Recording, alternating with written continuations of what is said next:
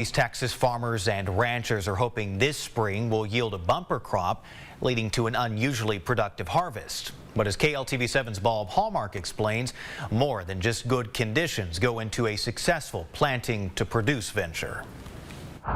A mild East Texas winter, warmer temperatures, and solid rains have some farmers and gardeners very optimistic about a bumper crop planting season. A lot of people have actually started their gardens already. A&M System, they have a climatology website that you can look at some of the past trends, some of the future predictions. Obviously, it's a prediction.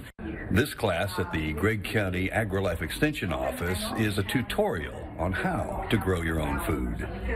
With inflation and past experience with supply chain, many see the advantage of supplementing their food stores with their own produce and cutting their grocery bills. Attending this thing today because I am really interested in solving food insecurity for our communities. Container gardening, gardening in small spaces. If you're not planting in your own garden, then you may see some problems in the grocery store. So they were already having problems getting their food in the grocery store. Conventional wisdom for planters is to wait to put above ground crops in the ground after Easter holiday, but preparation is essential. This year Easter is a little early, whether it's hay, whether it's grass for your yard, or you're doing a vegetable garden, you want to get your soil tested. You don't know how much fertilizer to put out there if you don't know what the nutrient levels are that are already in your ground. While there is reason for optimism for a good harvest year, preparation means success. Knowledge is power.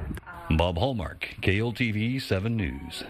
And some tips now from the agriculture, Texas A&M AgriLife, that is. Raised beds have proven effective for growing.